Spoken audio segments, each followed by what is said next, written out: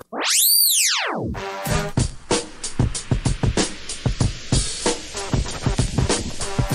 time for the shop report with Barbershop Jay.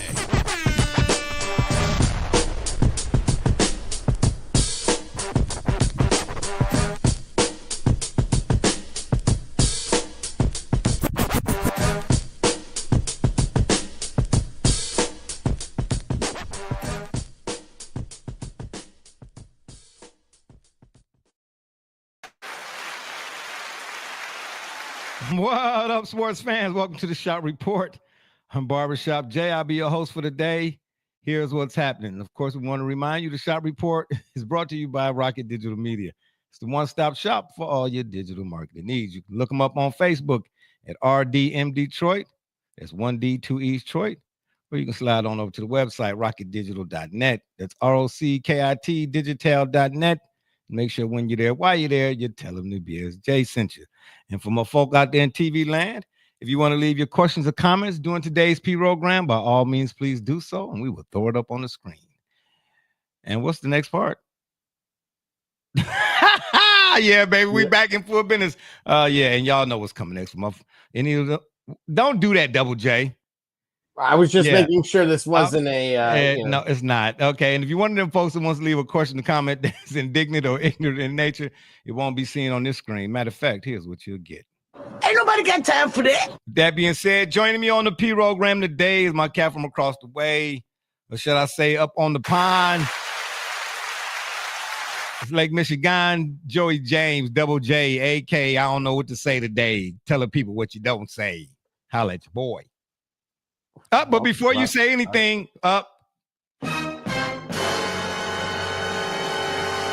lightweight to PSA. Yeah, I just want to let the people out there know, for all those who are tuning in, who have not tuned in or want to tune in again, we appreciate you. Listen, right quick. I work a 9 to 5, okay, to bankroll this. I'm just saying, I got to say this now. And I know it's been a few weeks since we have been here to do an actual show. You know, shout out to Double J and Gully for, keeping the carriage, as they say, or the truck covered wagon going while I ain't been showing up, that is. But I got a lot going. Life is life, and right now to an extreme. And there's things that, because there's so much influx with what I do, where I'm at, we work 24/7. And there are a lot of adjustments and changes that are being made that I have to go with, being that that's my bread and butter, if you would. So, even though we're doing a show here today and I'm here today, until the back end works itself out, I won't be able to really be here as often as I once was and would like to continue being as we continue to do this. So I will be here on an as per, if you would, until my schedule on the back end works out.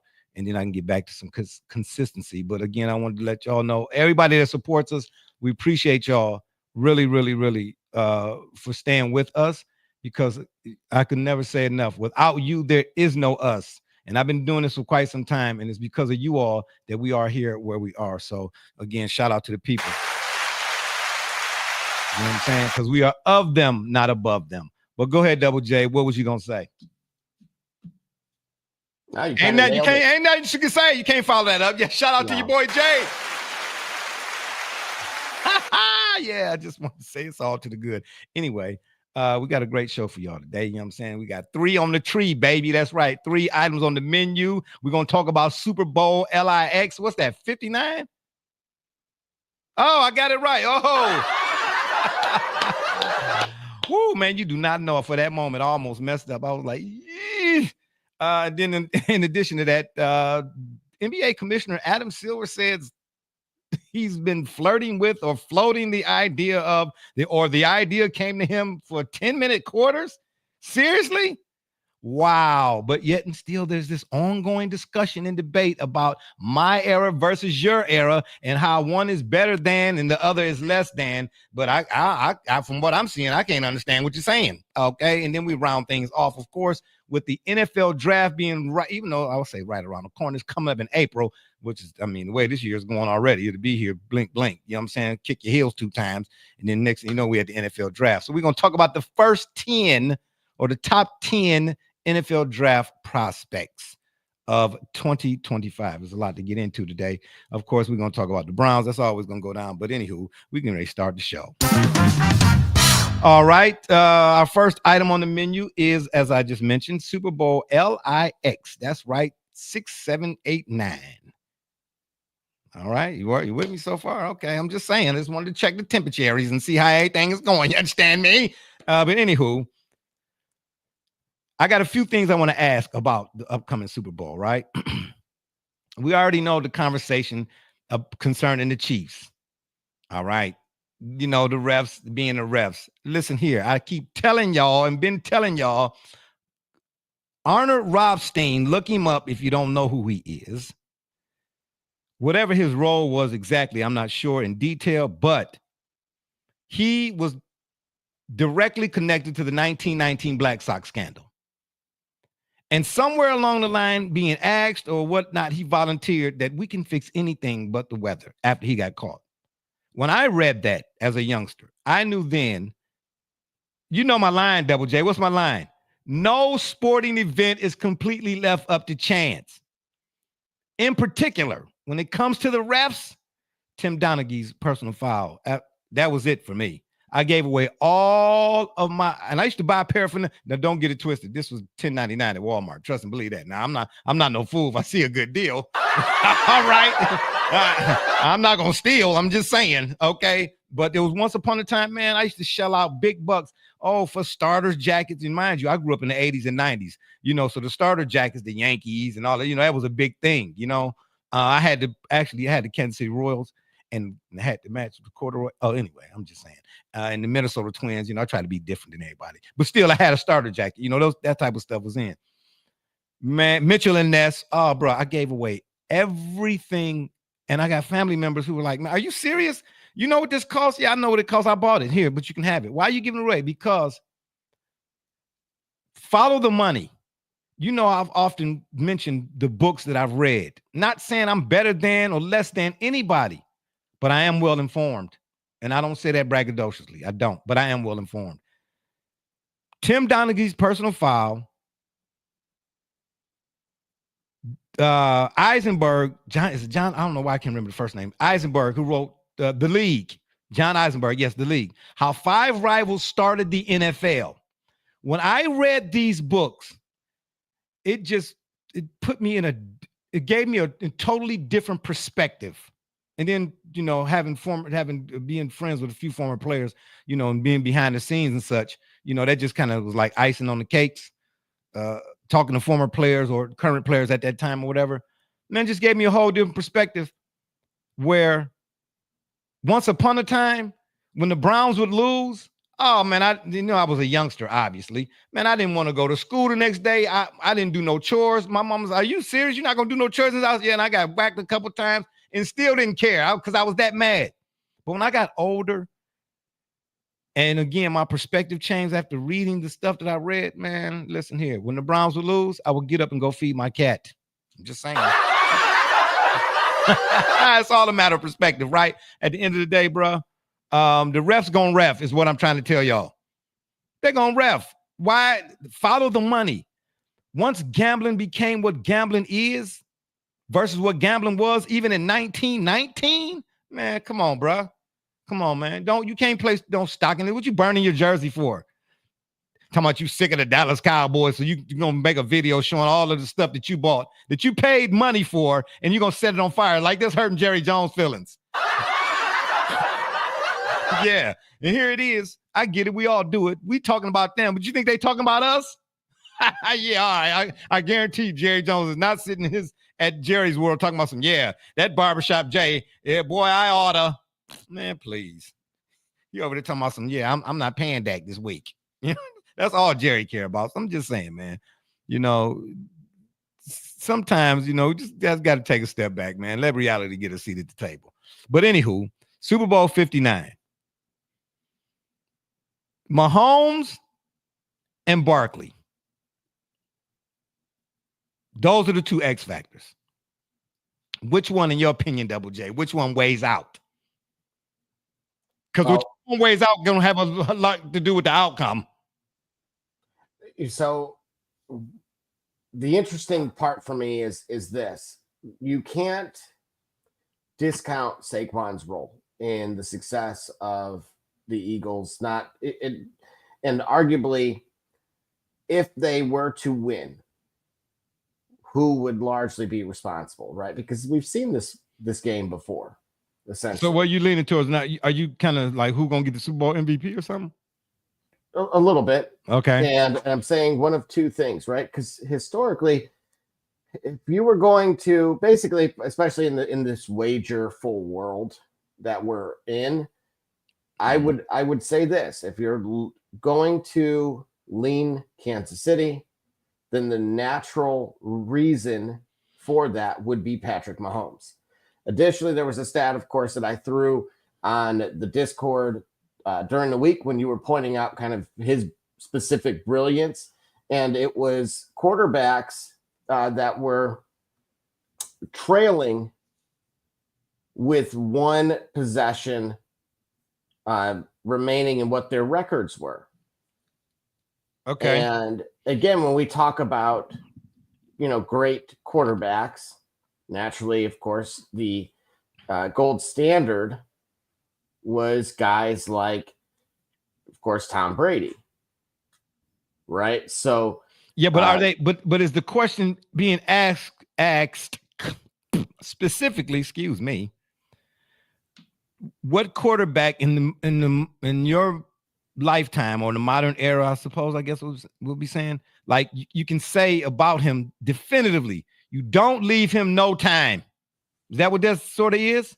Essentially, and here's why. So of 125 fourth quarter comebacks with 5 minutes or less on the clock. Okay. Matthew Stafford's on the list too somewhere, ain't he? I believe so, but down by at least 3. Okay. Tom Brady, so again, the gold standard, Tom Brady had a 40% success rate. Any other quarterbacks, so guys like Matt Stafford, potentially are right around 50%. Then you get Patrick Mahomes, who is 7 for 7. So what I'm saying is, if Philadelphia wants to win this game, do not find yourself where you're giving him the ball last. Well, let me ask you something right quick. Let's go back. Matt Stafford on this list. Was there a season where the Lions, when he was with the Lions, went 9-7? That was the year where he threw his arm out against Cleveland. Oh, okay. Okay, so then 8 of the 9 wins that season were fourth quarter comebacks? Absolutely. And that was but he's Matt Stafford on this show? Unbelievable. For a whole host of other reasons. Oh, no. Oh. Now, how did that work against Philadelphia last week or 2 weeks ago? Where was against that? Against who? What happened? Against the Eagles. Otherwise, he should be there. No, I'm talking about Matt Stafford. Yeah, me too. And why we call him Pat them Stafford with the Rams? That's right, that guy. Yeah, but I mean, bro, we already knew, man. LA don't do well in the snow.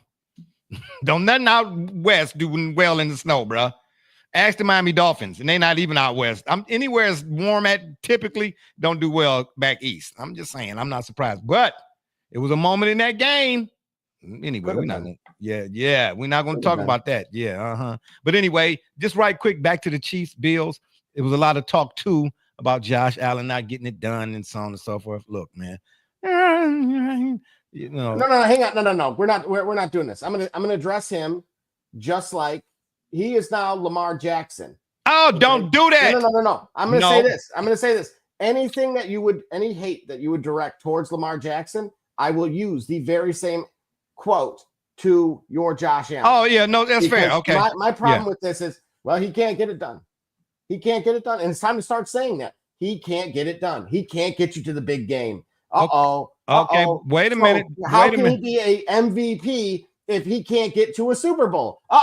Wait a minute. Hold up. Slow down. No. Slow down there, Kemosabe. Wait a minute. Yes. Statistically, he had a worse season than Lamar Jackson. Yeah, more touchdowns that were rushing. But wait a minute. Wasn't that a faux pas when Michael Vick was in the MVP conversation? I'm not doing this no more. I've drawn a line in the sand, and that is it. I'm dying on that hill. That unfortunately I've seen this story one too many times. The buck stops with me. that unfortunately he is not what? Oh, I talked about Mahomes being 4 for 4 and clutch. Yeah, Josh well, Allen he's is now 0 for 4 yes, against Mahomes. So I'm sorry. Nope. That 0 for 4 sounds familiar to Bills fans, don't it? Oh, don't! I knew you was going. Oh, that was you. There, you was dead wrong for that. Oh, hell no. You was dead wrong for that. They ain't got that circle. That circle. circles and wagglings. Yeah, it's circles. That's one of them. My God! Oh wow, that's so disrespectful. But let me say this. No, I'm with you. That's the narrative. But again, what's my contention when it comes to narratives? Not saying you or I, because you're right. If whoever's going to say what they said about Lamar, they got to say the same thing about Allen based on that. But sometimes, too often, rather, not sometimes, because I guess sometimes and too often don't go together. So I'll pick one or the other. So too often, there are false narratives that are put out there, that people run with. Here's the thing. How often have we discussed individualization in a team sport? You see? Meaning football, a lot of times when it takes to win, it comes from all three phases.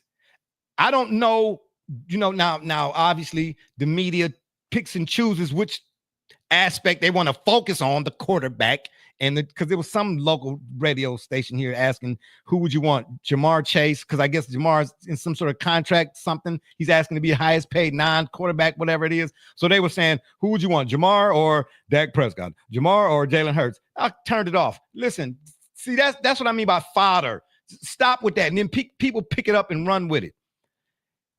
Football is all three phases. At some point, if you go back and look at every game, go back and look at as many games you want to, even though, again, we or don't look at all of three phases. We just look at one.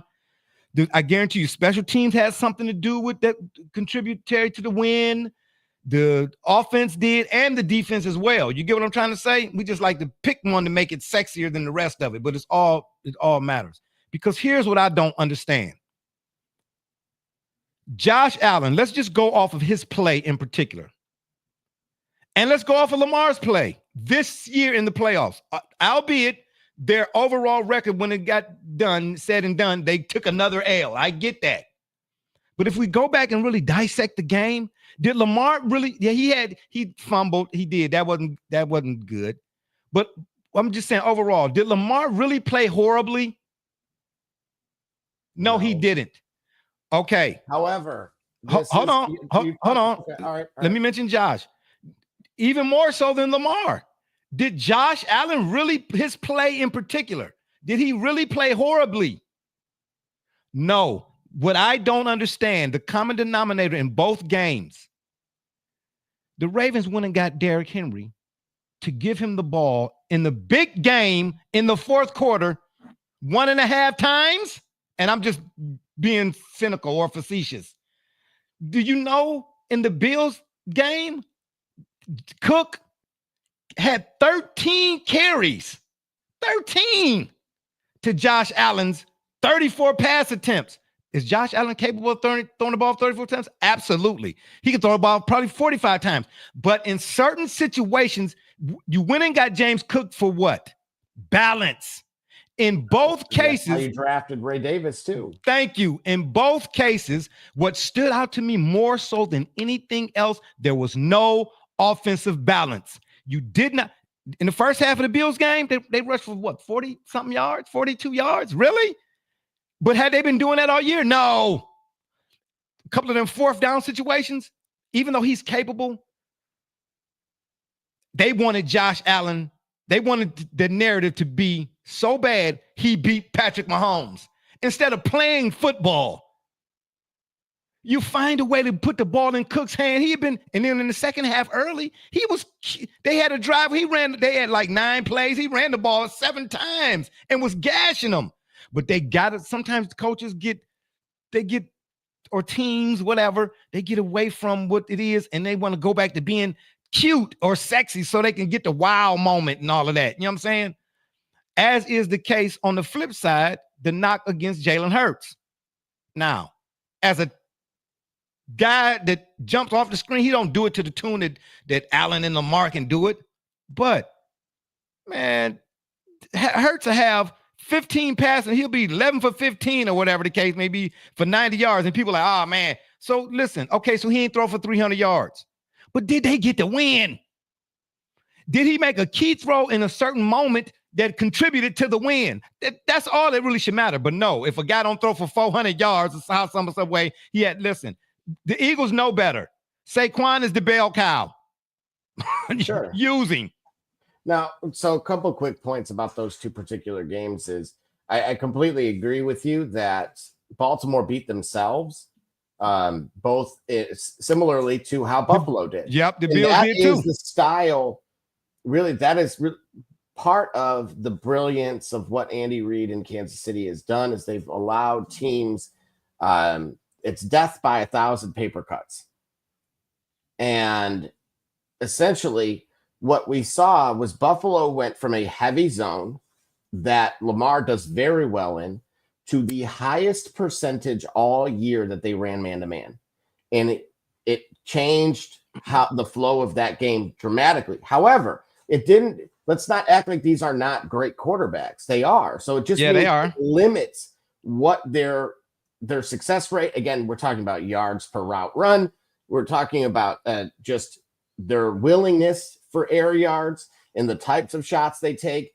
And what it did is instead of, to your point, John Harbaugh recognizing that and running either him or Derrick Henry in some capacity a little bit more. And despite all of that, and that's really what I want to emphasize here in Baltimore's case, in spite of all of it, they still were a Mark Andrews catch away from having an additional opportunity.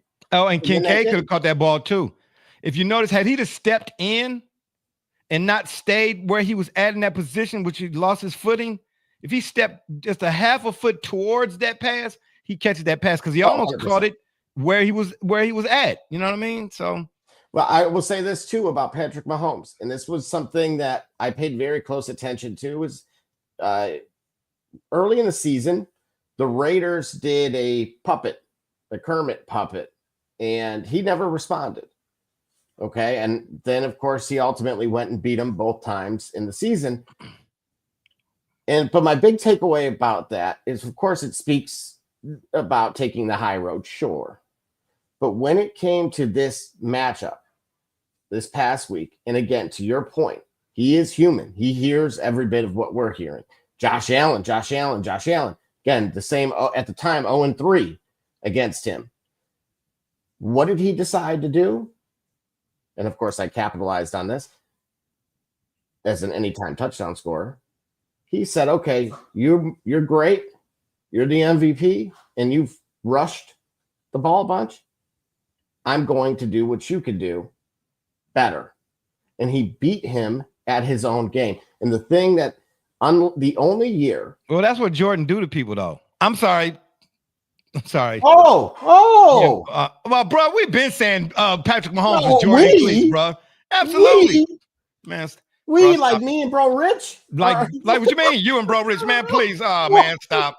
Man, please don't start don't start nothing. Yes, go to Mike's Avoid Volkswagen is what you need to do and start one of them cars. That's what you need to do. Just saying. Man, stop it. Oh, man, that's ridiculous.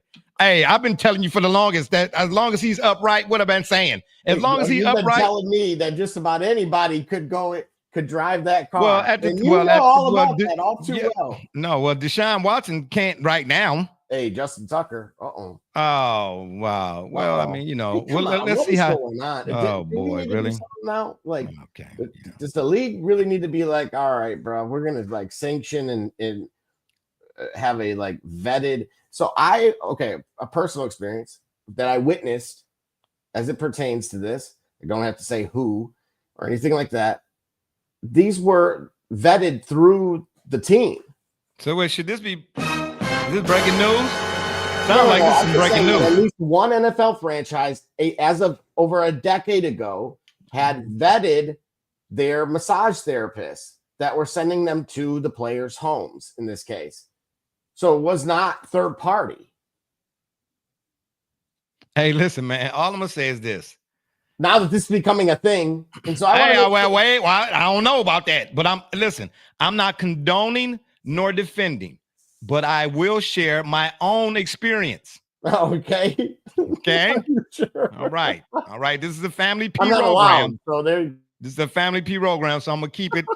You know what I'm saying? A-E-I-O-U. All right. Listen, all I can tell you is this.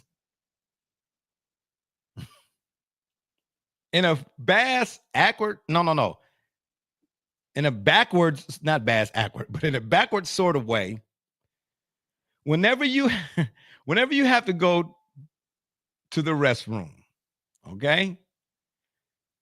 And I'm not being creepy here. I'm just saying you got to go to the bedroom. Okay, you're like, whoa, you can hold it for a minute, but in other words, you can't control it eventually having to, you know what I'm saying? To, hey, when you got to go, you guys got to go. All right.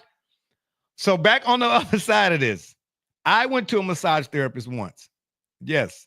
When I ruptured my patella tendon in my left knee and I had muscle atrophy really, really bad. After the surgery, they have you laid up for a couple of months. And the therapist said, for every day that you're down, takes 3 days to recover. So I couldn't, there's an inner muscle right above on the inside of the knee. And I could not get it to fire straight as it needed to because my kneecap, whenever I would tighten my leg, my kneecap would go up and out. And they were like, oh, that's because that other muscle. So they sent me to a massage therapist. Bruh, with all due respect, man, that lady was nice looking. That's all I'm gonna tell you. And it just started to sound like Rush Hour 2, man. Bro, I'm just yeah, I want that one and that one and that one. Give me number 19. Give me 24. Ooh, girl. I'm just saying. Look, bro, all I'm saying is, man, if you don't want to be in don't put yourself in the predicament. Okay, that's all I can tell you. All right. It's nowhere in the world. Hey, bro, I went to one visit and I said, y'all, just send me to aquatic therapy or something. You know what I'm saying? Oh my gosh, because listen here, man. Listen here, I'm trying to tell you, man. Sometimes they know how to kneading dough. How grandma used to do. She didn't buy a store box, she made her own. Yeah. Some people have a deft touch. That's all I'm gonna say. Okay. I was like, Lord have mercy. Let me get on up out of here. You know what I'm trying to say? So, hey, look, man, I'm not defending them guys. I'm not, but I can relate. All right. That's all I'm saying. I can relate. You know what I mean? I don't know. The unfortunate, at least the second go around here, or third now, we're not forgetting Mr. Kraft. Yeah, but that's the part though. People are they leaving him out. You know what I'm saying? Yeah. And he was like, he was Hugh Hefner. Okay, illegally. He was certainly not mincing words. Yeah, exactly. From what was seen and described. Yeah, but depending on how much in this country we live in, depending on how much money you got, it determines a whole lot of who get what and who get got and who don't get got nothing.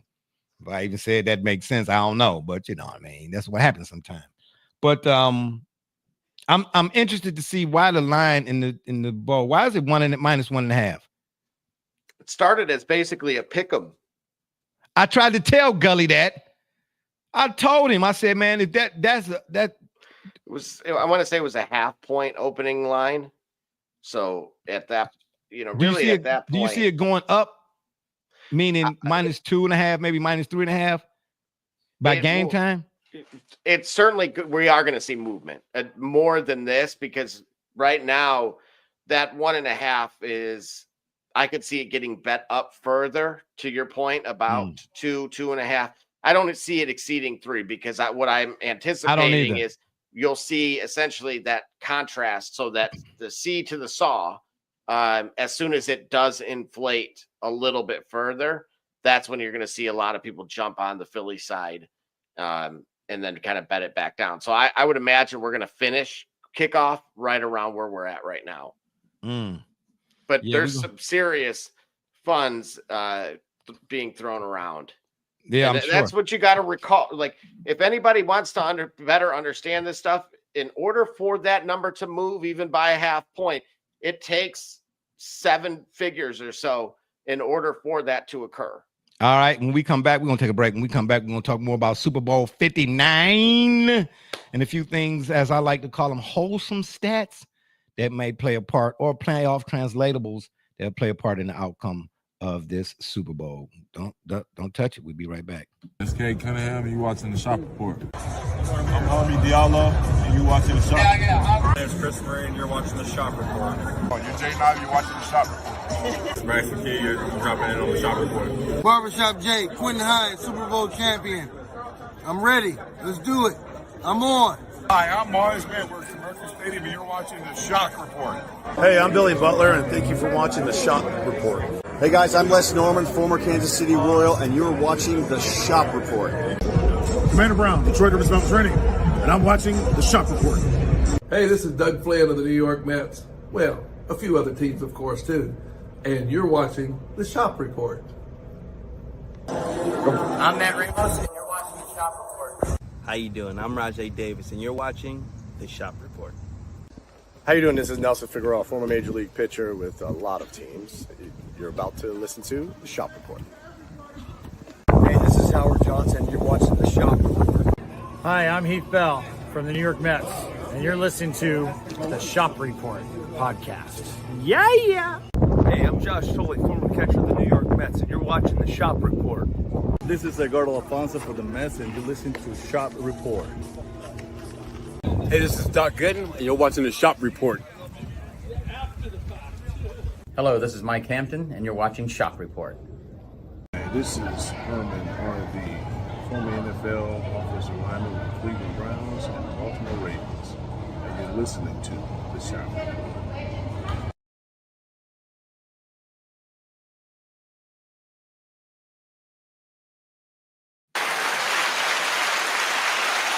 All righty. We are back. And of course, Double J is not. Anywho, talking more about Super Bowl 59 and what I like to call playoff translatables, or wholesome stats that, in my opinion, are concrete in correlation to the outcome.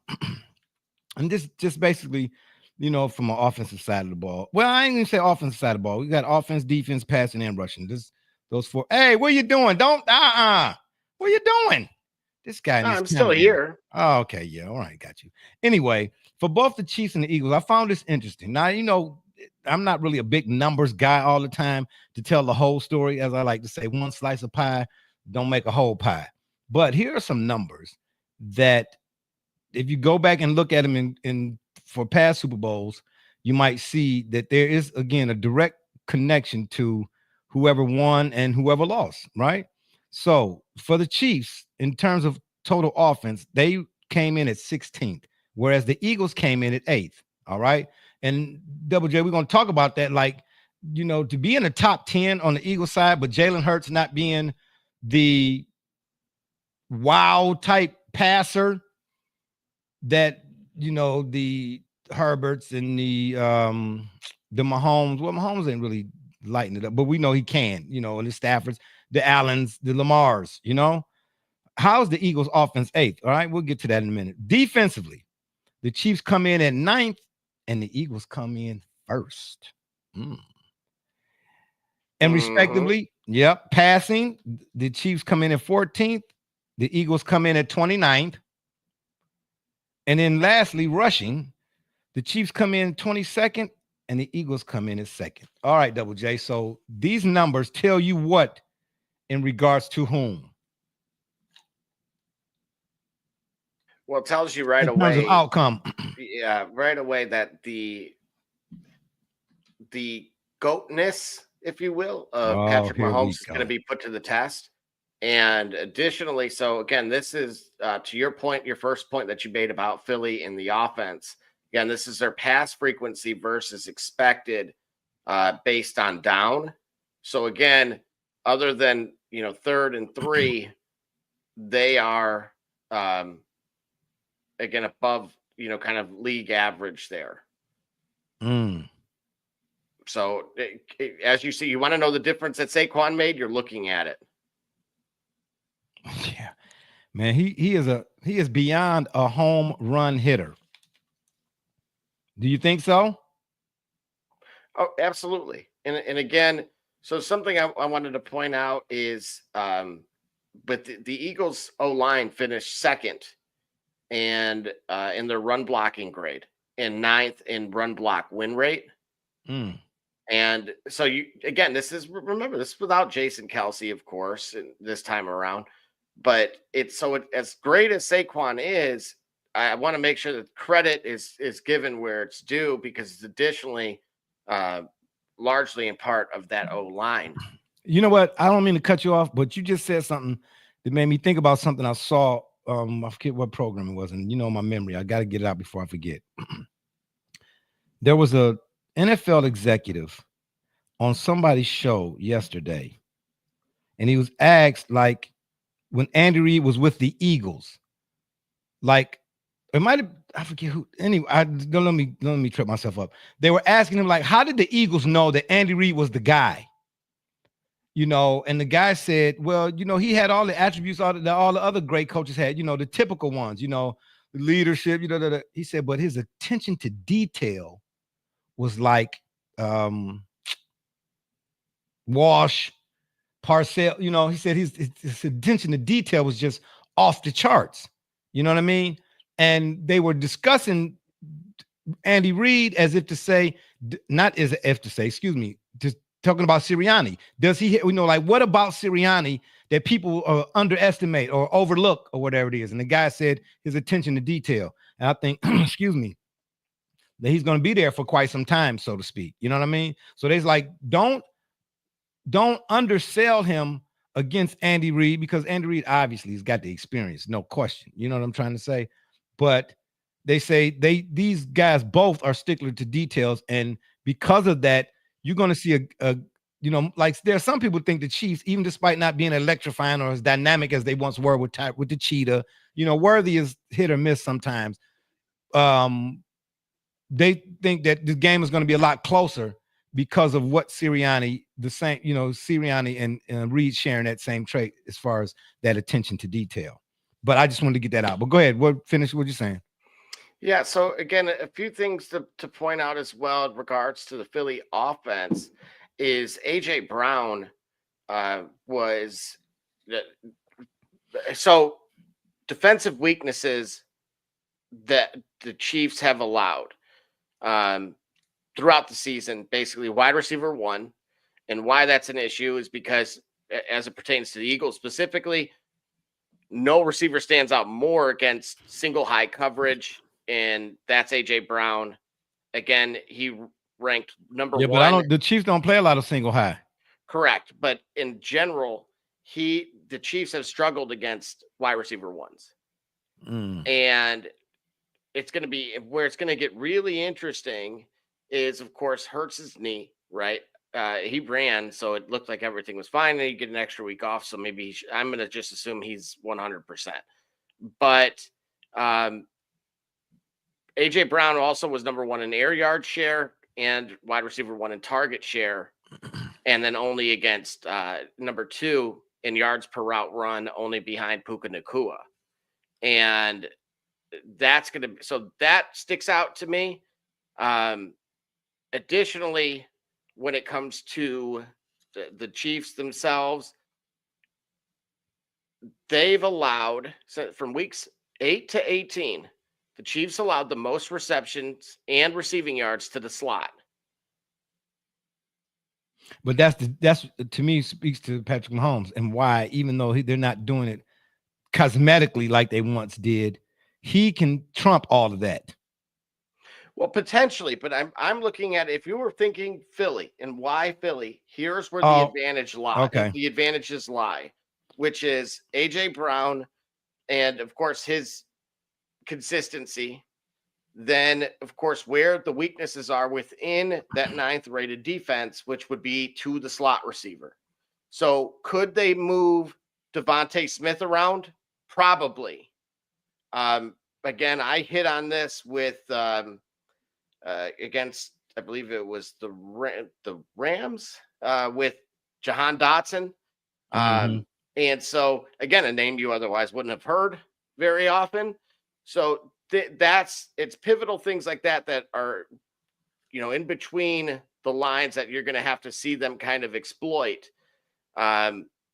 Additionally, Kansas City's defense ended the regular season, again, as you pointed out, ranked 9th in rush defense and number 11 in from a per rush standpoint. They were trending downward as the season progressed, but game script helped them limit the opportunities to the opposing backs, giving up 70 yards per game. So again, when we start looking at, so you brought up the last game and Josh Allen having to throw. Well, when you're only allowing 70 yards per game to opposing backfields, and you hear all the time, oh, the game's won in the trenches. It really is. Wait. Who was that allowing that? Who was allowing that? KC. Yeah, okay. All right. But what was wait. KC was allowing only 70-something rushing yards, 80-something rushing yards. Is that what you're saying? 70 per game. Okay, but Cook had 3.8 yards per carry. I don't know what Cook had per carry, but he had 85 yards on 13 carries in that game. Every game brings its own set of momentous situations. But listen to this, even from a fantasy standpoint, Cook in wins versus losses, exactly to your point. In wins, he averaged 17 fantasy points per game. In losses, it was under 9. Hey, look, bro, I don't know whose fault it is, but I don't like the ratio of, despite the capability, again, of Allen throwing the ball 34 times versus Cook carrying the ball 13 times. I don't like, that's too big a disparity, especially in a game of that magnitude when you had already been there 3 other times before. It's no way in the world. Now, some of the players may have changed and all that old type of stuff, literally and figuratively, I guess.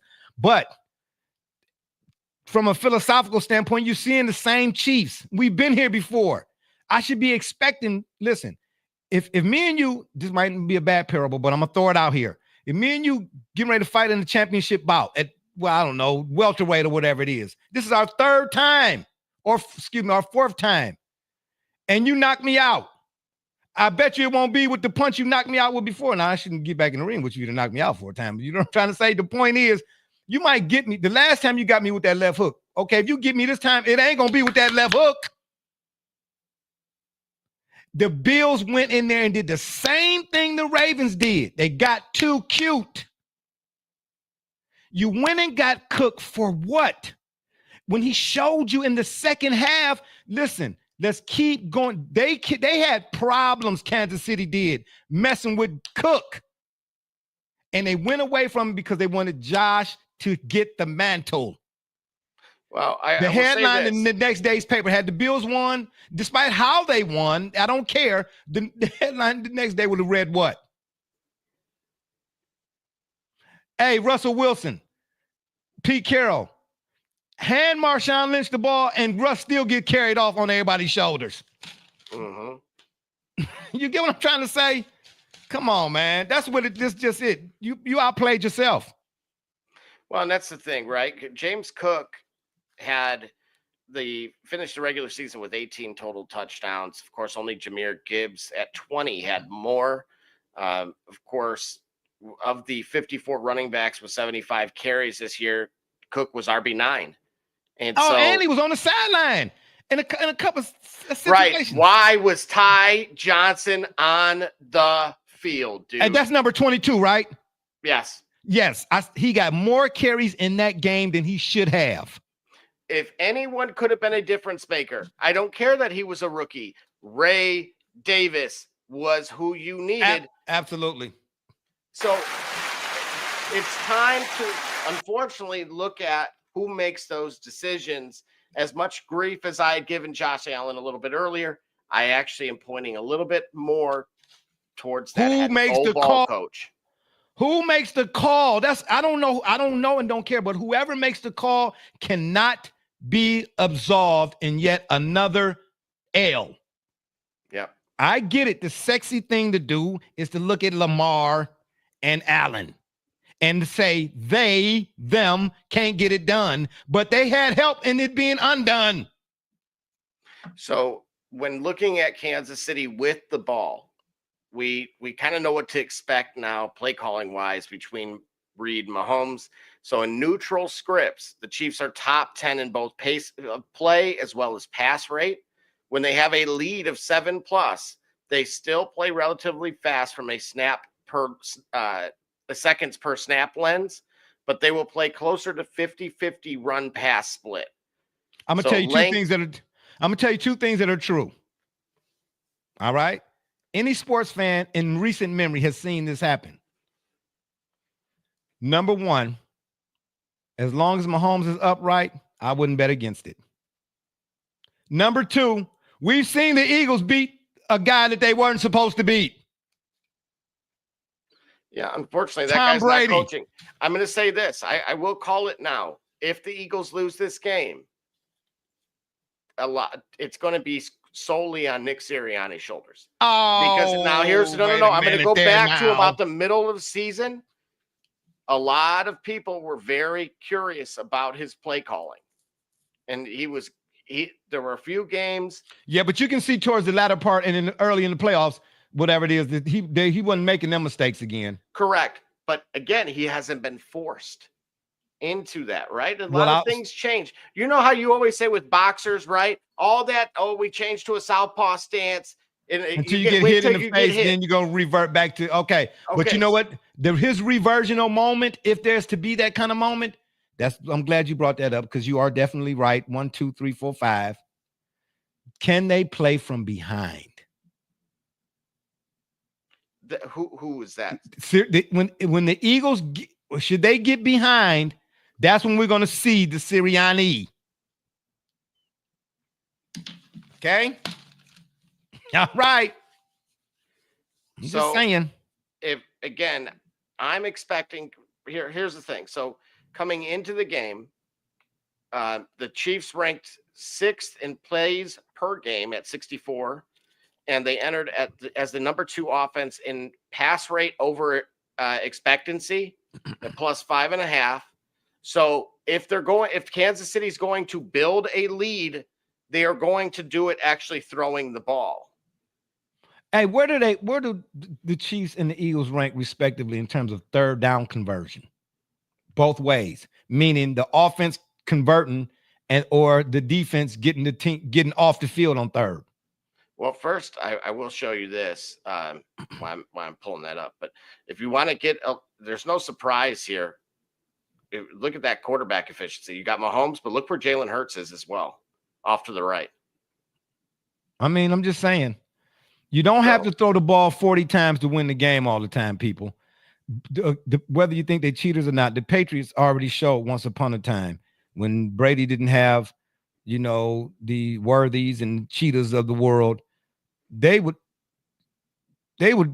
dink and dunk you. They did whatever it took to win. Can I bring something up too, especially as it pertains to both what you said about third downs and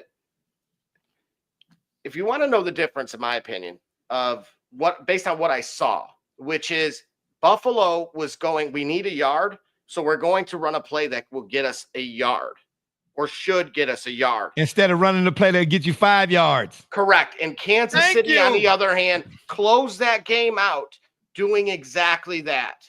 They had those last 2 drives, the third down conversion that was a pass that nearly iced it, and then the second one that went out to, I don't know if that was Samaje Perine. Yes. But they needed what, 9 or 5, and they got 9. Thank you. That is the difference between success and failure. That's it. That's it. What Herm Edwards say? Play to win the game. Hey, I'm here to say it again, and I'm gonna keep saying I do not hate analytics. I don't. I hate the over-reliance because sometimes, excuse me, sometimes when they call that timeout, they say, man, just go get a yard, bruh. You're 6'6", 328. That whole offensive line collectively, and I don't know who's who, I'm just throwing it out here. Y'all weigh 1,000 tons combined. But you want me to stand over here with my clipboard? Okay, you go 15 yards to the trash can. I want you to do a double button hook. No, man, no. And most offensive linemen will tell you they love run blocking more than they do anything else. Hey, listen here. Take it from the great Randy Gradishier. He played for the Broncos. My bad. What's last name White? Played with the Cowboys years ago. Randy White. Them battles between the Cowboys and the Washington, they wasn't Commanders then, with the Hogs offensive line, Lachey, Jacoby, Grimm. Man, listen here. Joe Gibbs was akin to Greg Popovich. All right, Phil Jackson-ish. Okay, when he called it, it's like E.F. Hutton. When he said something, everybody listened. Man, Theismann went, they called the timeout. Theismann went to the sideline because it was a crucial, like 3rd and 2 or something, or 4th and 1. It was crucial. Man, Theismann came out back to the huddle, and Gibbs told him they were going to call some sort of pass play. Russ Grimm said he looked up, and he looked over at the sidelines, and he told Shanahan, not Shanahan, what did I say? What's his name? Joe Gibbs, excuse me. He said, told Gibbs, like, nah, this is the one time we ain't doing that. Because Randy White been talking all game. You understand what I'm saying? We finna punish him. No. Theismann said, every offensive lineman in that huddle said, call 52 gut. And 52 gut, if you all know what 52 gut was in that NFC championship, it took him right past Randy White. Man, they ran, and Randy White wasn't no slouch now for the Cowboys. He was like, he was that dude. Okay, you know what I'm saying? He was the buckets of that time or something. Okay, yeah. They said, no, we coming straight for you. Hey, at the end of the day, man, like Dexter Lawrence say, man, in his pregame, he let the opposition know, you're going to earn your check today.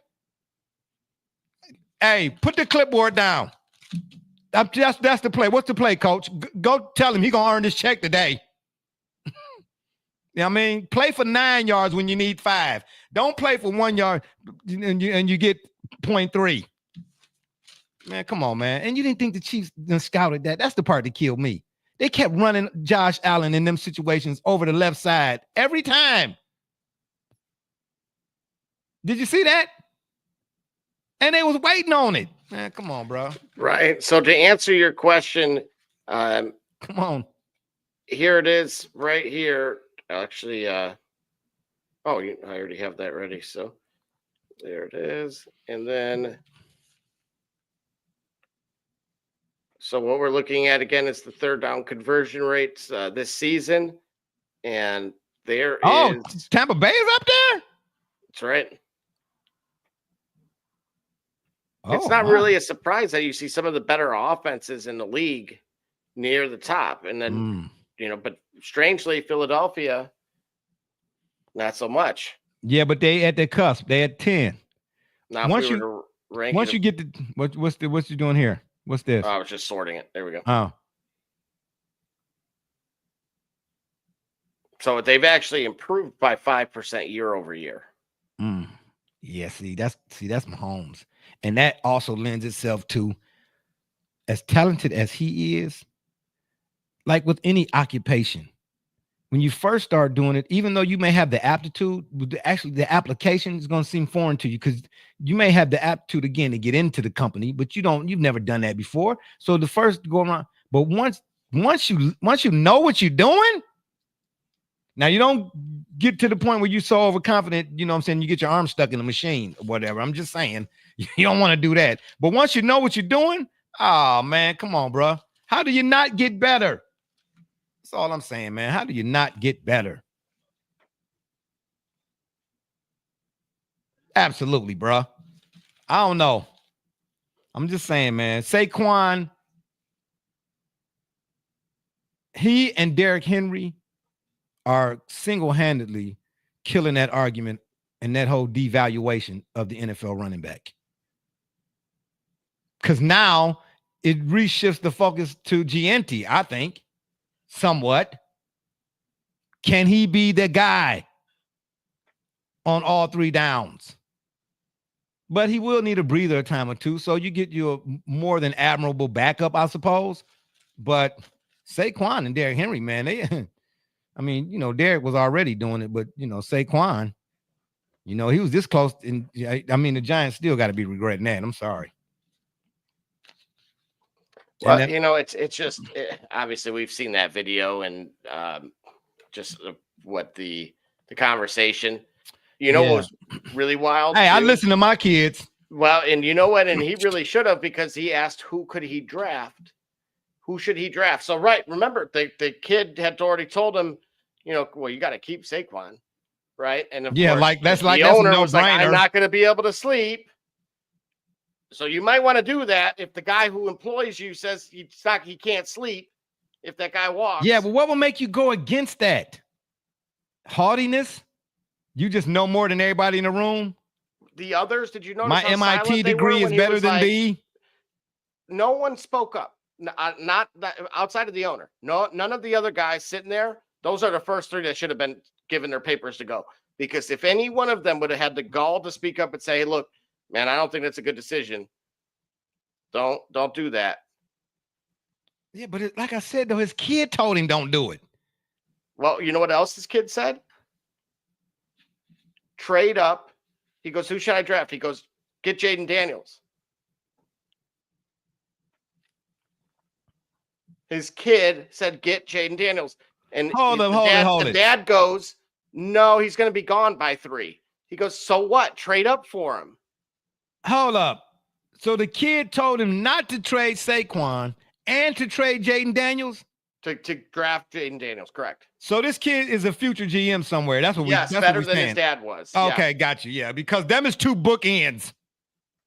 If you can't build around that for a second, how different the Giants season looks. You trade Daniel Jones to Washington. Oh my gosh. And you flip the picks and maybe give them a future 2nd-round pick or 1st-round pick, whatever, in 5 years from now. And then the Giants season would have a stud running back that was drafted late, and Tyrone Tracy, of course, Purdue.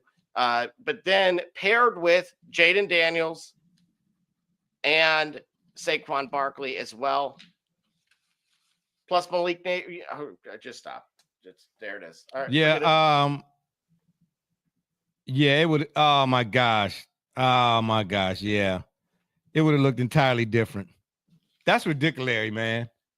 Yeah. But when we ask ourselves, especially those that are in the fan space, why does it feel like we're hated? Like somebody hates our franchise, some higher power? No, it's the individual in the driver's seat. Well, I told you before, though, we're going to talk about it more when we get to the draft pick portions and parts of this whole thing. Tony Dungy said in his book, Quiet Strength, he said a lot of people talk about the Tampa Bay Buccaneers with Sapp and Brooks and all of them guys or whatever, and what I did with the Colts and whatnot, and the picks. He said, any pick can be a hit or miss regardless of when and where picked. He said, but the key to a successful outcome is, do you have the structure or the people in place who understand how to minimize the risk? So when you're talking about a guy doing the grocery shopping, apparently this guy's not a good grocery shopper. I give you the best ingredients and you still set the kitchen on fire? Seriously? You still set the kitchen on fire? Yeah, but we can really take another break, man. This is ridiculous right now. Anywho, Chiefs, Eagles, Super Bowl 59 next Saturday on 9th. Get yours. Be square. However that. Did I say that right? Probably not. We're going to take another break. We'll be right back. When we come back, we're going to talk about Adam Silver, NBA commissioner, and should he stay there? I don't think so. I'll let you boy. I'm Jordynne Gudeman, and I'm the founder and CEO of Eddie G's Cookies. I was first diagnosed with a nut allergy when I was young. At the time, there weren't a lot of labeled items that said if there may contain nuts or there are nuts in the food, so my brother and sister and I baked a lot at home, and we enjoyed treats from mixes and things like that, but I noticed that it was not the same as what my friends were enjoying, and I started making my own recipes. When it was time to pick a career, I decided to start a bakery so I could share my treats with everybody else. When I started creating my recipe, I was taking in all the things that I thought I was missing out on. A soft, chewy center, a crisp outside crust, and a taste that is just like it came out of the oven at a bakery. When I put all those things together, I had come up with a recipe for a dream cookie. Eddie G's Cookies only uses the finest ingredients. We have all natural flavorings, no preservatives, and every cookie is made in a nut-free environment. The best part about Eddie G's cookies is that they can be delivered right to your door. You can share them or not. We won't tell.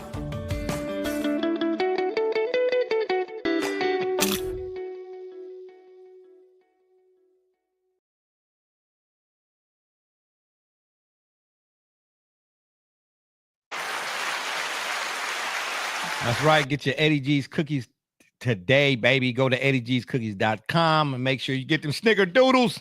Tell them the BSJ sent you that way. Some NBA talk now. NBA Commissioner Adam Silverberry Johnson, Jamaican Jamash, Pish Posh, said in an interview podcast, I don't know what he was at or where he was doing, makes sense of that, said something to the fact that he's been either floating the idea or flirting with the idea or had an idea of shortening NBA games in terms of the quarters from 12 minutes to 10.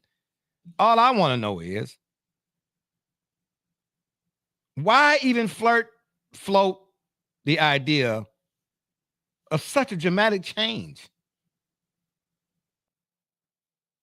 Why? I think as a band-aid for the increase in scoring and people wanting to see more defense without having the true solution or ingenuity to go to bring back what allowed for defense, like hand checking and potentially the I think hand checking is being given more credit than it deserves. Well, it is, but when you're looking at it, I talk about get rid of the cylinder. Allow people to defend the rim. And incorporate the FIBA international rule of being able to knock something off the rim. Well, that's why USA players have trouble initially when they go over there. Or correct. They go because the rules are, but that's what we keep talking about when we keep comparing these eras. Like this guy couldn't play then, but that guy then couldn't play now. But nobody's factoring in those are two different styles and two different times. But you see it right now. That's why you know this argument about this versus that is really a ridiculous one. Because when they go to play international play, excuse me, I ain't mean to take the reins, but when they play international play, they have trouble adjusting. There's a reason for that. So Mike Malone said after the his game with the Knicks that I hope we don't go to 10-minute quarters. I hope we don't go to the 4-point line. I hope we don't become Barnum and Bailey, where we just do whatever to keep ratings. Well, I tell you what, if they do, I'm with him. But if they do, he's saying hope, because that is real weak, meaning he can see it coming. He knows something we don't. And I'm telling you now, if they do go to that, what he just described, I'm picking the Globetrotters to win it all. Well, again, Adam Silver saying, put aside what it would mean for records and things like that. I think that a 2-hour format for a game is more consistent for modern television habits. Later adding, I don't think most fans would be disappointed if it was a 2-hour presentation. So this is how he's already lost. Right. So he's already lost. He's saying what we've been saying. I've asked before. Pick any game and tell me that you're sitting through that contest from start to finish. You're not. Okay. But and why is that? Because the style of play. So don't do that, Adam. Don't do that. Don't try to change it to fit the 2-hour format. Change the product and the presentation and the non-competition in the all-star games and stuff like that. Ain't nobody got a problem sitting through a product worthy of sitting through. Please, you hey, what the last movie you went to go see, that real good one, was low at 2 hours. All the Avengers movies are 3 hours. Man, come on, bro. You folks will sit through it if it's good enough. Come on, bro. And that's just it. So Tom Thibodeau had also kind of chimed in on it and said that I think what people want to see is competition. Hello. Like and that's the truth. Hey, Edwards here. So, however, I'm pointing to a much more macro issue that is failing to be addressed by all. Wait a minute, what do you mean? So everyone's in this race. What are you talking about? Macaroni and cheese? What that got to do? No, meaning there's a broader an issue that is bothering, that is not limited to the NBA. All of them are facing the same issue, which is this is a different generation that has a lot more interests that instant gratification. Right. That goes along with this generation. It doesn't matter if it was an hour long. You're going to struggle when they can. So some of the solutions that you could see network execs, et cetera, are trying to do is somewhat adding that paywall and making someone log in essentially, and then trying to keep them there. Right. So how many people go into Apple TV, you go into League Pass on an app. So the problem is that's not it. That's not going to solve your problem. You have a much larger crisis on your hands. That's with the failure of grassroots. And unfortunately, it's non-relatable to the middle class of America anymore. And this is not limited to one sport. This is extensive to all of them and applicable to all of them. Right? Hockey is, I think Aiden stuff's expensive, but when I hear what they're paying for hockey to be on a competitive team, I scoff. What's your pearls? Yeah, I cough too. Absolutely not. Good job. Talking about massages. Hey, whoa, slow it down there, Kimo. Slow it on down. Unfortunately, we as an American society have exploited our youth sports. As U.S. Soccer has pointed out, they're one of their largest cash cows and revenue generators. There is a downside to that. And everybody ain't Steph Curry. Correct. Your kid, bruh. Never mind. No, not never mind. Listen, stop going out buying that kid shooting sleeves and leg sleeves, and mouth guards, and he can't hit a bull in the backside with his jump shot. Spend money on that. Okay? Did you see a 6-year-old entered the transfer portal? Yeah, I saw that. I don't have a problem with that. Just don't transfer over here. I ain't changing no more diapers. I'm just saying right now, okay? Go where you want to go. Botswana, Puerto Rico, Aramedijo, I don't care though. No, don't come over here though. Yep, That's all I'm ringing saying. That doorbell. Yeah, absolutely not. Okay, I'm gonna do like getting all pair. Over witnesses. I'm just saying. Oh, it's the Culligan man. Let me get on the floor. You know what I'm saying? Roll around a little bit. You know what I'm saying? Okay. Can they see us? I don't know. Yeah, it's ridiculous. But guess what though? What goes up gonna come down. And you know why I say that? You remember the movie Barbershop, obviously, right? Of course. The second one. Okay. This is how sports looks to me for the most part nowadays. That second shot, what was it called? Nappy cuts? Correct. It had all the bells and whistles, all the latest clippers, golden. You didn't need, it was cordless. It had a hoop cord in it. Oh man, it was, wow. It had all the bells. Oh man, it was all of that. But at the end of the day, the people do. That's why, man, listen, you can't fool the people. You understand? Ask Master P how he became to be. You understand? Right. And that's why I'm sticking with the Waffle House. I'm trying to tell you. Now I'm hungry again. It's the people, man. This is why I say what I say when we come here. Okay, so nope, we're not affiliated and syndicated and all that other adjudicated and all that other stuff. But I'm cool with how we do what we do here because it's organic, it's authentic. Now I'm not selling for no amount of money for inauthenticity. I'm not. Just so I can say I got 100,000 likes. You know what I'm saying? From who? People don't even know you. They don't really like you. They're just saying they do. You understand what I'm saying? Like the grandma who told the young man, open your hand. Close it. Use your thumb to cover. How many fingers does your thumb cover? He said 3, 4. She said, that's how many folks you should have in your circle. You know what I'm saying? People that's willing to cover you and that you willing to cover. Okay? Hey, if you like what we do, it's because you like what we do. Not because I'm begging you. Now, I ask people to hit the subscribe button and all that old kind of stuff. I do. Oh, my gosh. We got a comment. I don't even want to know who this comment is from. I already know where it's coming from.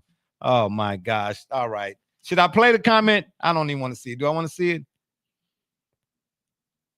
Mrs. Alva said, I like your oh wow, really? That's what we doing now? Oh my gosh. Ain't nobody got time for that. Oh my goodness. I like your hat, Double J. Speaking of massages. Hey, well, really? Oh boy, where's Gully at when you need him?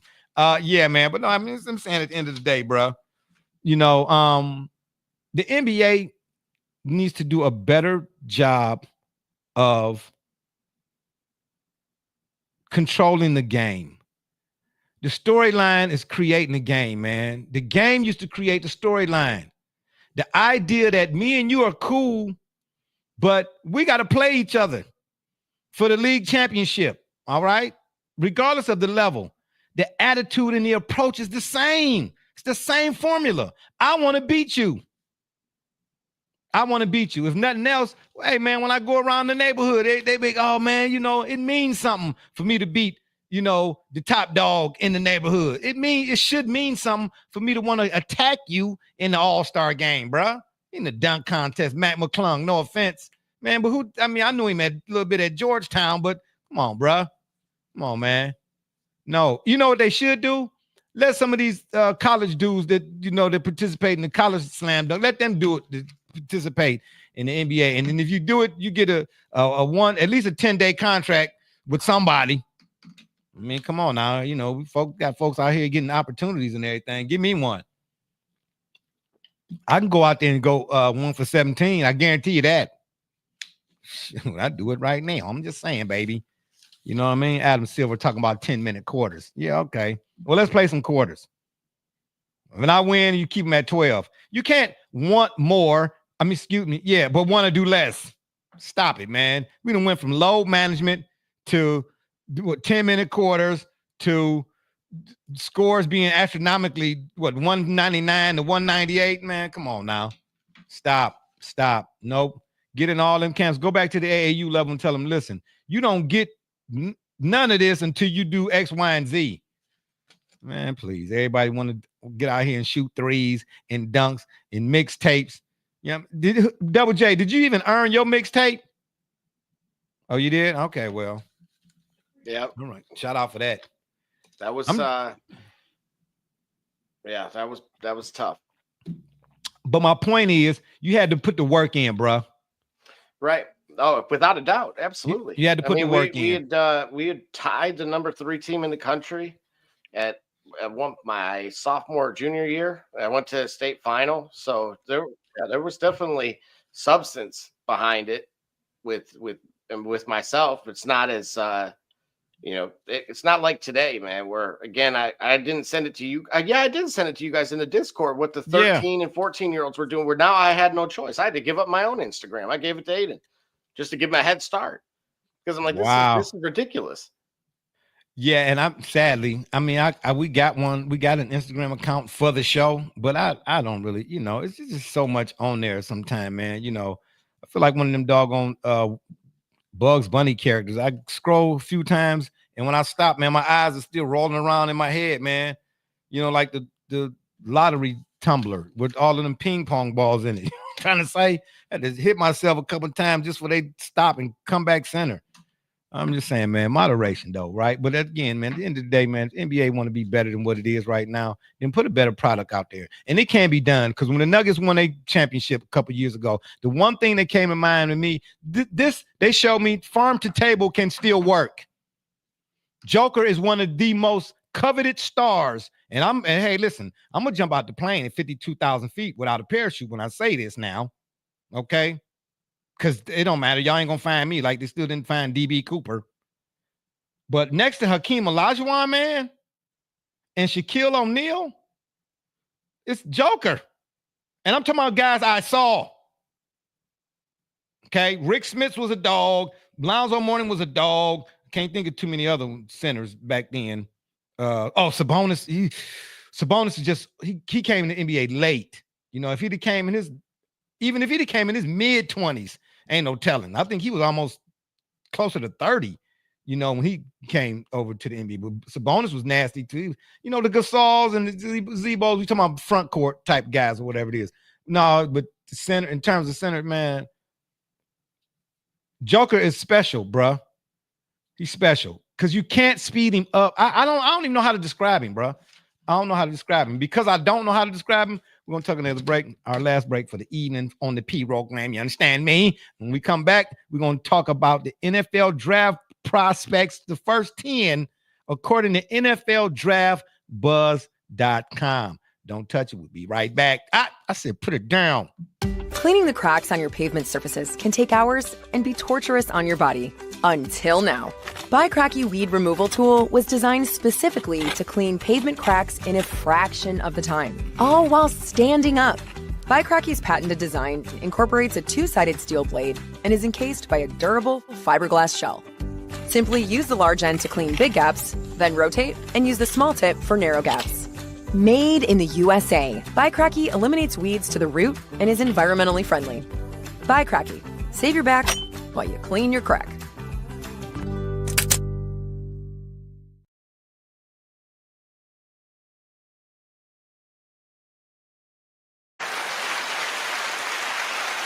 To my people out there, just as a reminder, tonight was the Royal Rumble.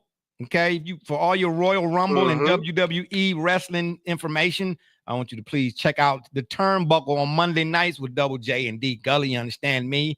And Saturdays will now be replaced until further notice with the Shop Report, the Shop Report, as opposed to the After Dark Fantasy Hour. We can still call it After Dark. That's fine with me until we can move to some other slot and day and time. Anywho, let's get to some of these top 10 drafts prospects.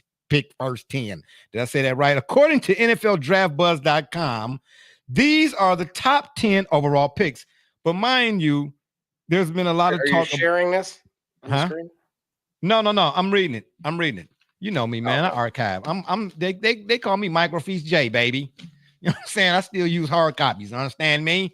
Just in case. All right. You digitize and the doggone lights go out. It's a lot of talk about the Senior Bowl. Jalen Miro didn't look so hot. As far as the Browns is concerned, Tommy Rees is the new offensive in-game, pre-game coordinator of the same Cheez-Its, whatever that means. And there's talk the Browns might take Miro at 99th, 109th, 9th, 10th. I don't know. Pick a number. At the end of the day, man, we really don't know what these guys will be or won't be for a really good 3 years, despite all of the hype surrounding it all. But, however, sometimes there are times when you see a guy and you say, whoa, okay, you do kind of jump off the screen. Now, it has been a lot of, obviously, Mel Kiper, McShay, all of them doing their mock drafts, right? But I'm asking you, Double J, has Louis Riddick done one? Because I can't seem to find his.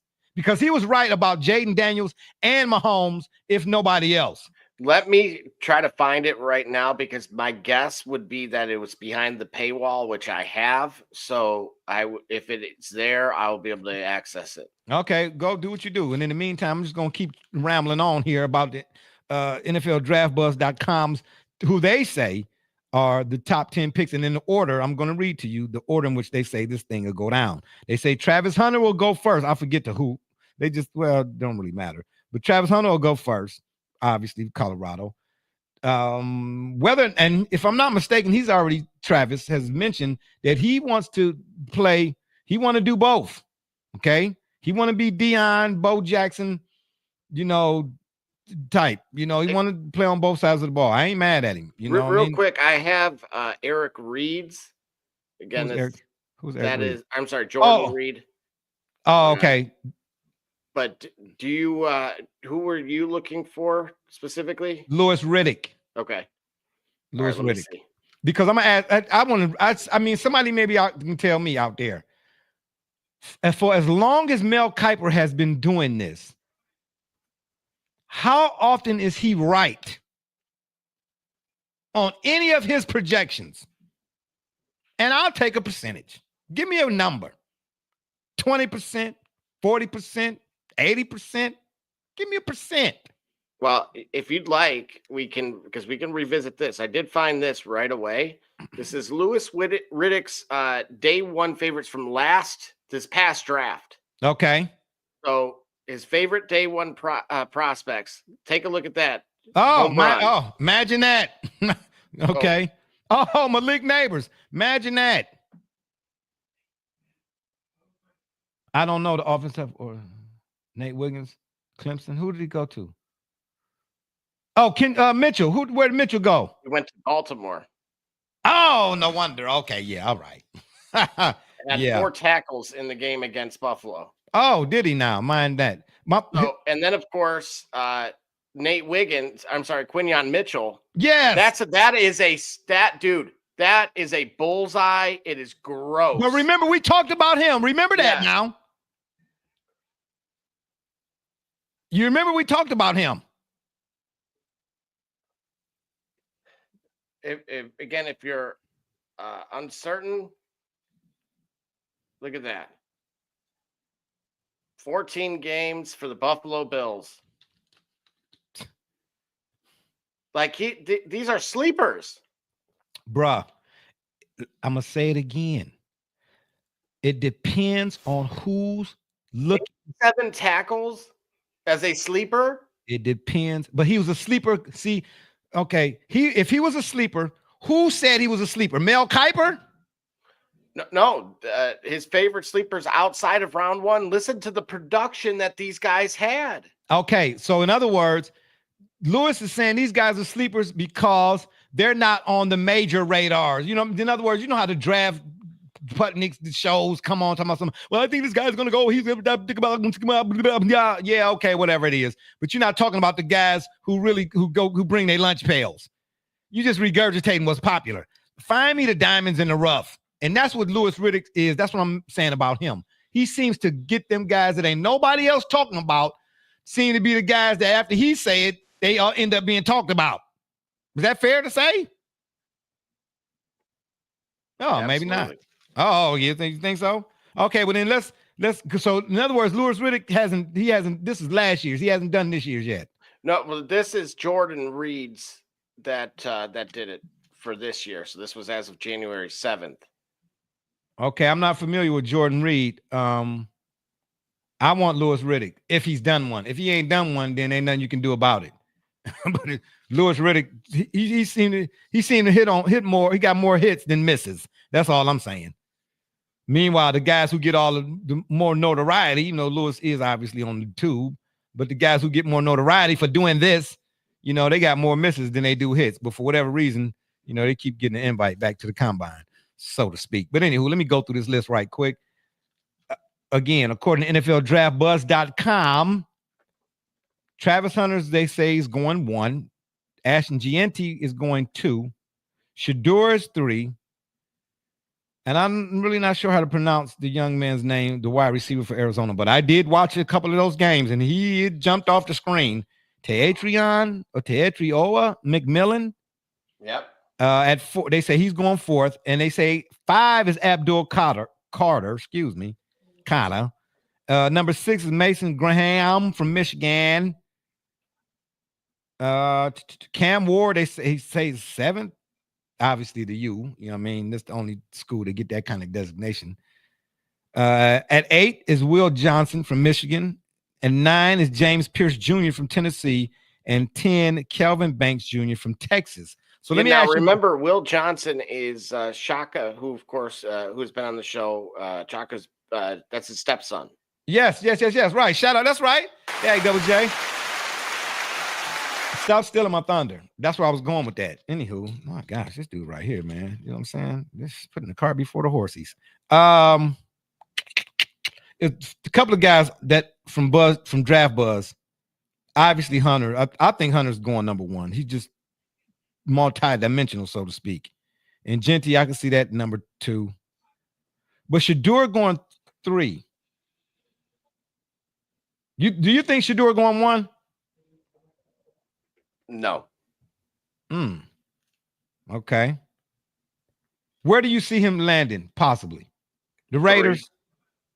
3 to who? That would be. Let's see here. I have it up. Giants. Parenting with my neighbors, huh? You don't see the Raiders making a move. You don't see going to the Raiders. No, I see honestly Will Johnson potentially. Or Abdul Carter. What about Cam Ward? I think he goes first.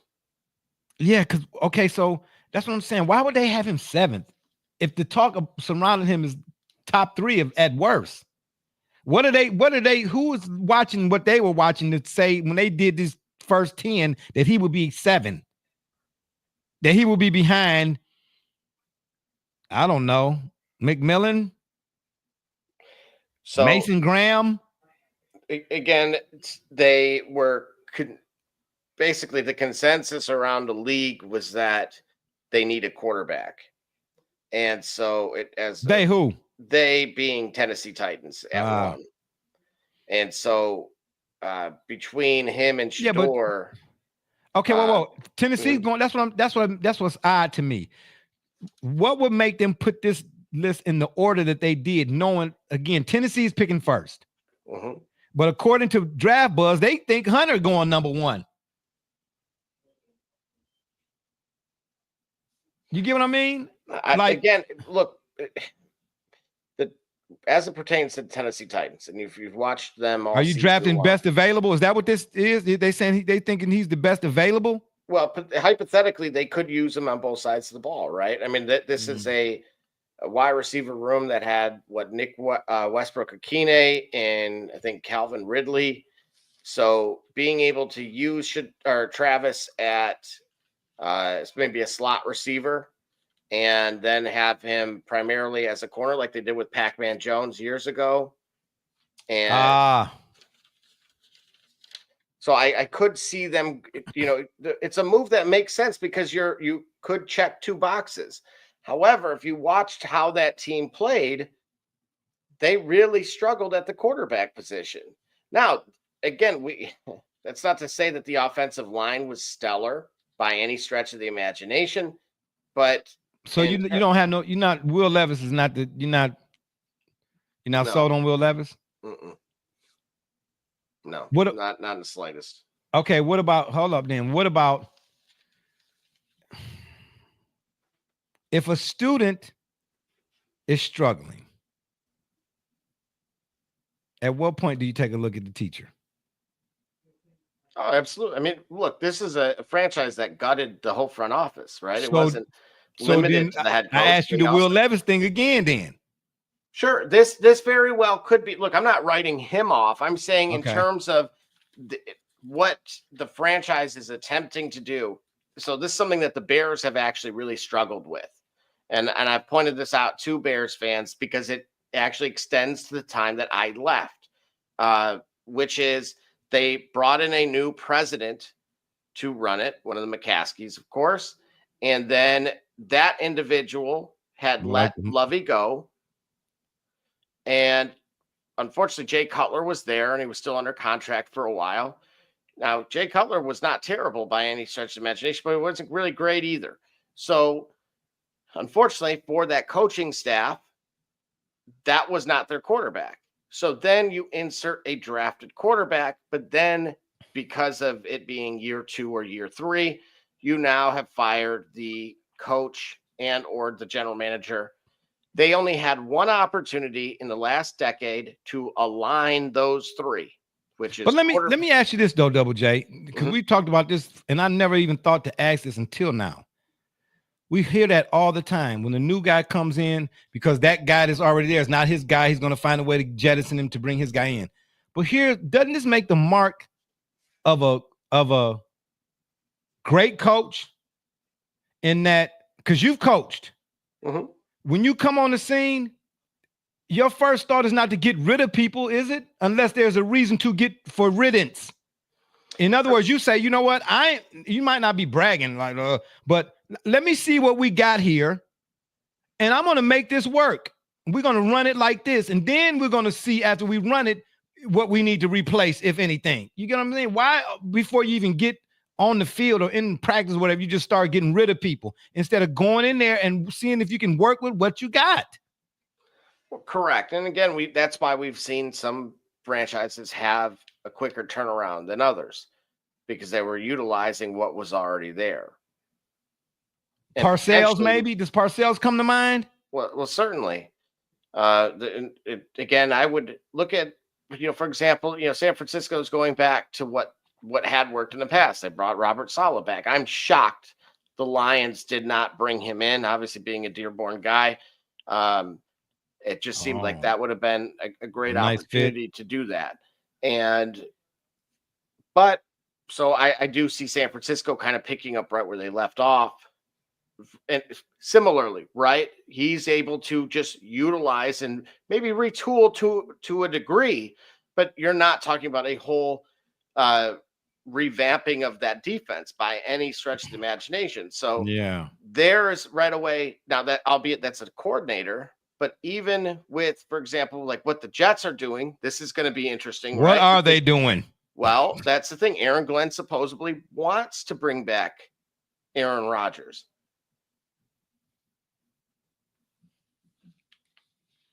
So to your point, what? It's smelling salt, y'all. Sorry. Let me take another sip. Wow. You have a chance at a fresh start. So here's the flip side of it. Well, right? what That's I'm a saying really good about example. working with what you already got, let me be specific, okay? Okay, still got to have some wheels left.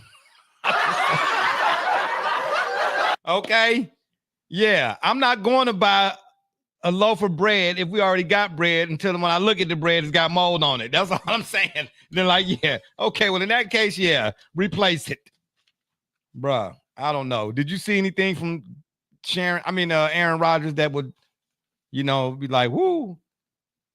Oh, Detroit fan, man, what up, baby? All right, then, shout out to Detroit fan, man. You understand me? He says, the rumor was the Lions/Salah interview didn't go well. I didn't hear about that. Okay. Maybe it went terribly. Good question. I do really like this John Morton/David Shaw combo. Shaw, if a future head coach, that's another compensatory pick. Is that what that is, Double J? Correct. All right. I'm not familiar with. Is John Morton? Is that Johnny Morton, the wide receiver, former? It sure is. Lions wide receiver? Many moons ago. So they gonna bring back Charlie Batch too? He's over at Eastern. Don't hate on Charlie, baby. CB was nice, baby. Breaker 19.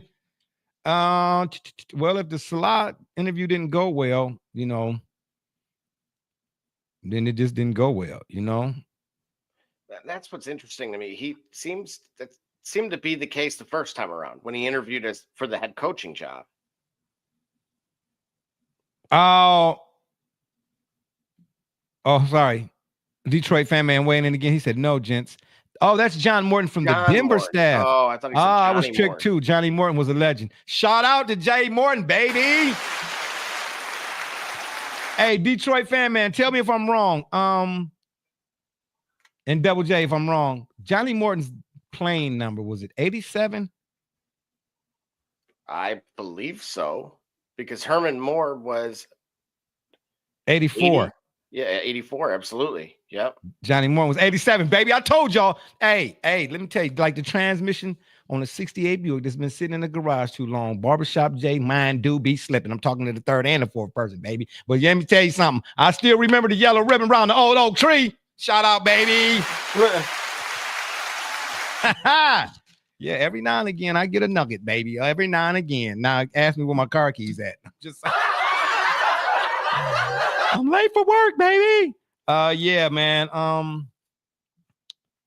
don't know, Double J. So who do you get if you're the Jets then? I get gone. I'm getting up out of there. Oh, man. I'm out, baby. I don't want no parts of that. That New York media is brutal. Man, the New York remember, media. Aaron Glenn played there. Okay, yeah, I know. He got a couple of nice interceptions, turned for touchdown, did the Dion towards the end. Yeah, okay, it's a listen, them seats is different. Okay. Yeah, the New York media as a player, but as a coach, you gotta, you the one that gotta stay there late after everybody gone. You gotta answer them questions all alone. Gotta say, shalom, baby. You know what I'm saying? Can't be your boy. All right. Yeah, that New York media do not play. You know what I'm saying? And they're gonna and you already know the first time that they don't do what is expected, they're gonna be like, why you didn't get rid of Aaron Rodgers when you had the chance? That's coming, Double J. That's coming. All right. So where do you see Travis Hunter going? Do you see him going 1? No, I believe he ends up 3. Okay. So right quick. Okay, you believe he ends up 3. So right quick before we get ready to wrap stuff up, because what? No, not 3. Let me rephrase here. Let's see. Give me your top 10. Give me your top 10 and where they go. All right, y'all. Drum roll. Let me get some breaking news. I'm writing this down, Double J. Not Louis Riddick's top 10. Your top 10. Double J's top 10. Who and where do they go? So I'm going to go Cam Ward goes 1. And then I'm going to go Abdul Carter. Hold on. But where's Cam Ward going? To Tennessee. Oh, okay. My bad. I said duh. Okay. All right. Carter. Where's he? Because I don't know everybody's draft order. I know Tennessee's number 1. I know the Browns are what? Oh, the Browns number 2. Mm-hmm. Oh, you think that whoa, slow down there. Wow, wait a minute. I think that a good defense can be even better. I think what they've accepted is the predicament position that they're in, where drafting a rookie quarterback could make sense. But I believe Stefanski is willing to ride this out. Hey, listen. And for the sake of George Sanders, I am trying to save him. Okay, but guess what? I'm saluting Captain Smith. You know what I'm saying? If you're going to go down with the ship, baby, then that's what you do, baby. Yeah. Salute. Okay, who you got number 3 going where? So at that point, this is where I'm going to have Shedeur Sanders going to the New York Giants. Man. Ooh, it's getting sticky, baby. Keep going. I will then have Travis Hunter going to New England.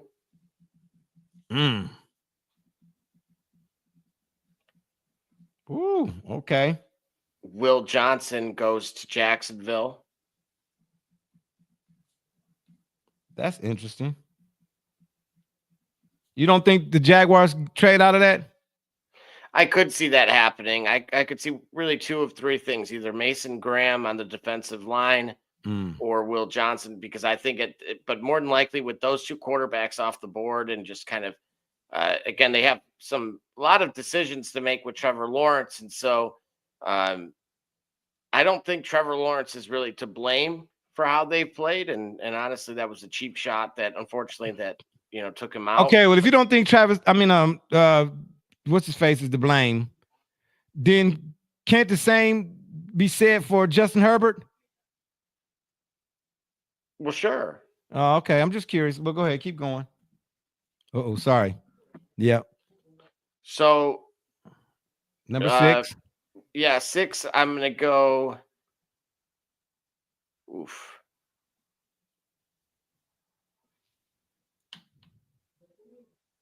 We'll go where Will Johnson went there. McMillan? No, I'm going to see. Yeah, because the Raiders do need a quarterback. Is Mason Graham still there? Yes. We'll have Mason Graham go there. To the Raiders? Yep. Then we'll have Michael Williams go to the Jets. Wait a minute. Okay, got you. Okay. And then we'll have McMillan go to the Panthers.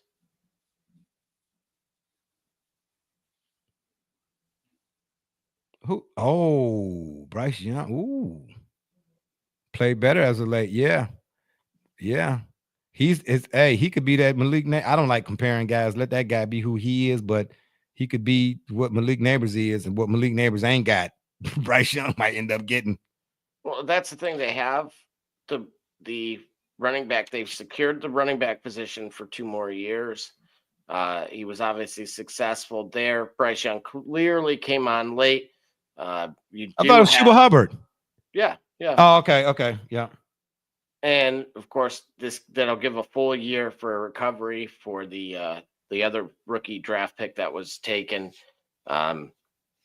And so that way he doesn't have that pressure to kind of come back as time goes on. And McMillan would be a good addition, but he can certainly complement what is already there, especially with Adam Thielen getting kind of another year older. Borrowed time, so to speak. Yep. 9. 9 will go Calvin Banks Jr. Ain't he a corner? No, offensive tackle. Oh, wait a minute. Did I have him? So if you think about that's right. Yeah, from Texas. My bad. That's right. A lot of the pieces were already there, right? They just got hurt. You have Olave. You had Rashid Shaheed. Additionally, you have, of course, Alvin Kamara still there. What you needed to do was address the O-line. A lot of them were hurt, didn't return, and then they weren't also playing that well. So give Derek Carr time.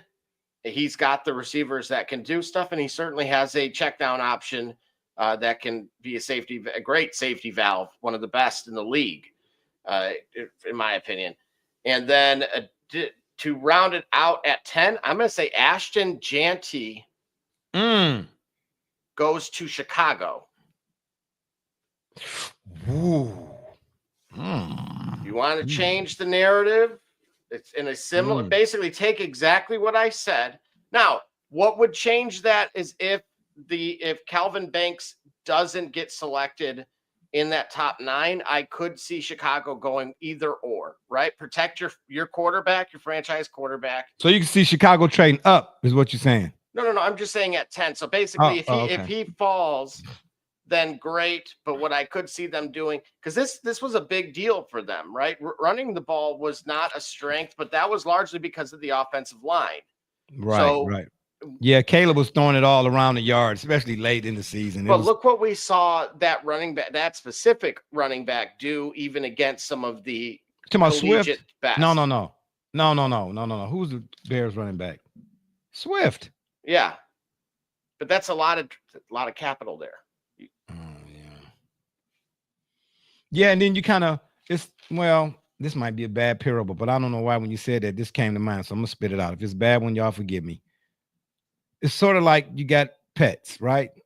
You got a dog. Your dog is however many years old, but it's older, and you bring in a puppy. Oh man, I always hate that. Oh. But you bring in a puppy. Way to make this a sad story. No, I'm saying Caleb Williams is still young enough in the tooth, whereas Gianti is still young enough in the tooth. They could grow together. You get what I'm saying? Oh, okay. I thought you were going with the hey, this one's way older, so they're going to be together for 2 years, and then that one's going to die, and the other one's going to be really sad. No, this is not Marley and Me or Cujo or whatever. No, this is not. Oh my gosh, this ain't none of that. I'm saying let them. They're still young enough where they can relate to one another. You know what I mean? You don't have one guy who's salary capping the capstone. Who about to be gone anyway. Let them two guys grow up together and but you still need a good veteran mix, so put your veterans somewhere else in the mix. But, you got 2 young guys at 2 crucial or key positions, that you could build the foundation around what we're saying here again. Yeah, I think that'd be a good idea. Well, that rounds out the top 10. Well, wait a minute. You didn't say yours. I don't have one. That's why I asked you yours. How do you get away with this? I don't get away with anything. I'm just gone. I'm just gone. Pew, pew, pew. You know what I'm saying? Man, I don't, this is why you're on the show or in the P-Program, because you are divested and digested into this type of stuff. Man, please, I'll just be asleep sometime. Okay? Trying to get the mail out. You understand what I'm saying? Okay, the post office always delivers. We all work for delivery. Okay? All right. Anywho, on that note, I leave you with this quote. We have actually 2 quotes today. The first one is, "He who gallops with loose rein collides with death." Let me read that again. "He who gallops with loose rein collides with death." Think about that. And the second one is, "Generosity is that which is by one's own initiative, because giving on being asked is either out of self-respect or to avoid rebuke. Read that again.